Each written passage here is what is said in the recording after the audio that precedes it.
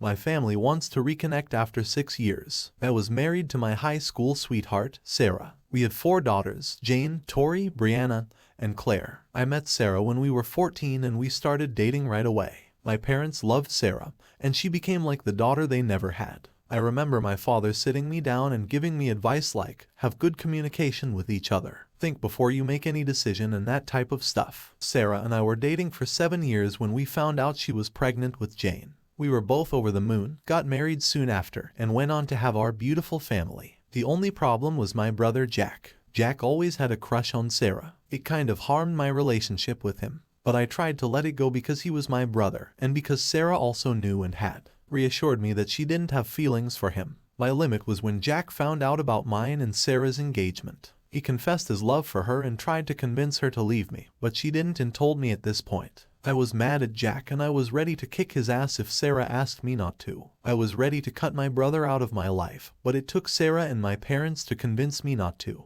My marriage with Sarah was amazing. We had, like any other couple, our ups and downs, but I wouldn't change anything about it. We were a passionate couple who loved each other and their children more than anything. Mine and my brother's relationship improved after the incident, and I truly believed he had gotten over his crush on Sarah. Little did I know that he didn't only still have a crush on Sarah, but was also planning to break us up. One day, more than 6 years ago, I arrived home after a week away due to job reasons and found my daughter, my wife, and my brother in the living room. Sarah and my daughters were crying, and when they saw me they started to scream at me. Sarah asked, "How could you have done this to me?" When I asked what she meant, she said cheating. I was surprised. She accused me of cheating. Never in the 25 years we had been together had I cheated on her. I asked what made her believe I cheated on her. She showed me some pictures and texts that proved I had cheated on her with a colleague. I asked where she got this proof and my brother jumped in saying that this co-worker, who was also friends with him, had confessed to him and sent him the proof. I started crying and begged Sarah to believe me. I told her that this was Jack's doing. She slapped me in the face and kicked me out before I left. Jane and Tori called me all kinds of names. The one who hurt me the most was, "You are a disgrace to our family." For a long time, I tried to make Sarah and the girls see reason and to make them understand that I would never cheat. But sadly, it was all in vain.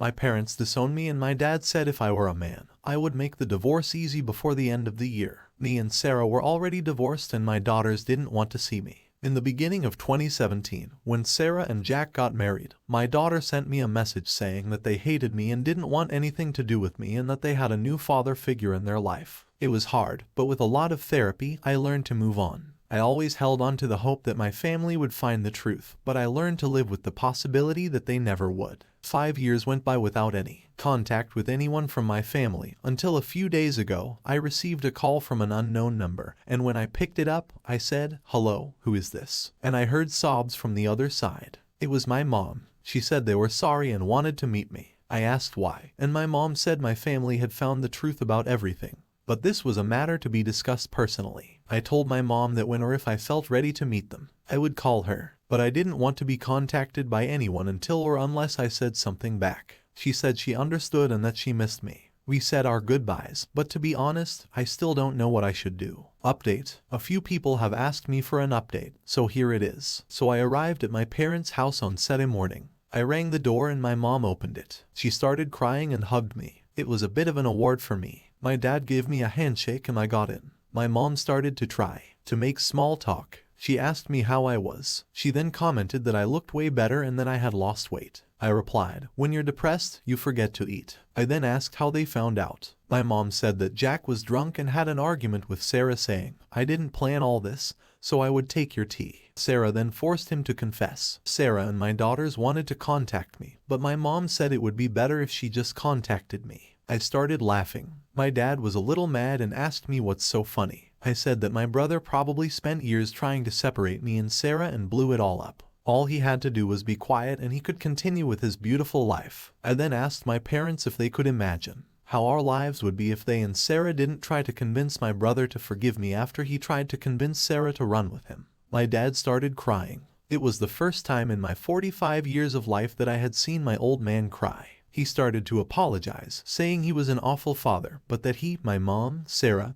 and my daughters were all sorry. I was able to not cry, and I told them that I would love to reconcile, but it would take time. My mom asked me if she could give Sarah the green light to contact me, and I said yes. They then asked more about my life, as they wanted to know how I was doing. Overall, it was better than I expected. The next day, Sarah sent me a message and asked me if she could call me. I replied a few hours later that she could not. Even 5 minutes later, she called me. She asked me how I was, and I told her that given the circumstances, I could be worse. I asked how she and our daughters were, and she said that they were not so good. After my brother confessed, Sarah and my daughters felt remorseful and kicked my brother out. I asked Sarah a few questions. Why did she marry Jack so quickly, and how come she didn't believe me? She started crying. She said that during and after our divorce my brother had been her rock. Sarah said that they eventually started dating, and they got married because, and I was shocked to hear this, she got pregnant. I was taken aback when I heard it. I asked if she could repeat it, and she did. I told her that I needed time.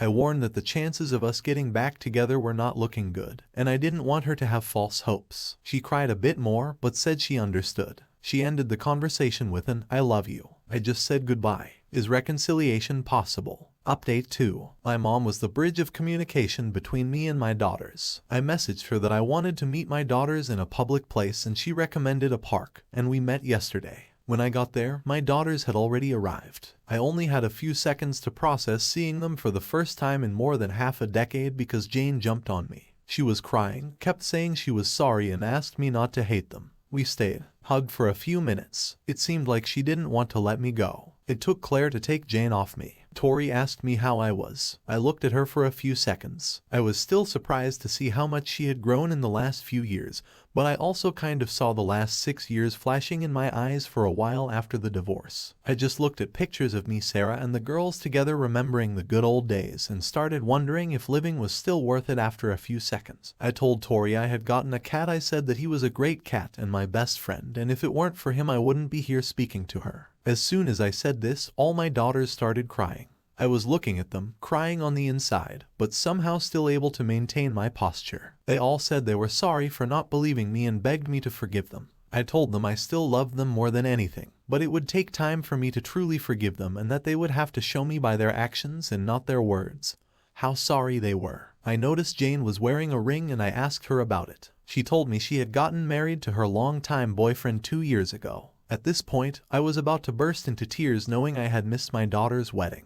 I just asked if he walked down the aisle, and she quietly said yes. I just couldn't do it anymore and started crying my heart out. I had to sit down. That a hole stole everything I held dear and robbed me of one of the moments I was longing the most for, walking my daughter down the aisle. I was ugly, crying, and I could tell Jane was sad as well. I told her that I would get over it and not to worry about it. She just hugged me again silently. We stayed like that for what seemed like a long time. After we broke off the hug, Jane said she was sorry once again. I told my daughters that I needed a few days, but I would like to go on family therapy with them, and they agreed. Me and my daughters were catching up on each other's lives, and it felt good to have a normal conversation with them. They gave me their phone number. We said our goodbyes, and I hugged every single one of them tightly for a long time. Update 3. I would like to start by thanking everyone for their support. A user has been messaging me, and his input on my situation has been very helpful. I explained to him that Jack was always praised by our parents due to his grades and was somewhat competitive. This user believed that my brother could be a narcissist and saw Sarah and my daughters as trophies. Me and my daughters attended therapy last Saturday. I got in first and explained to the therapist my concerns about Jack being a narcissist. She told me my concerns could be right, but they were not certain. My therapy session was a bit emotional,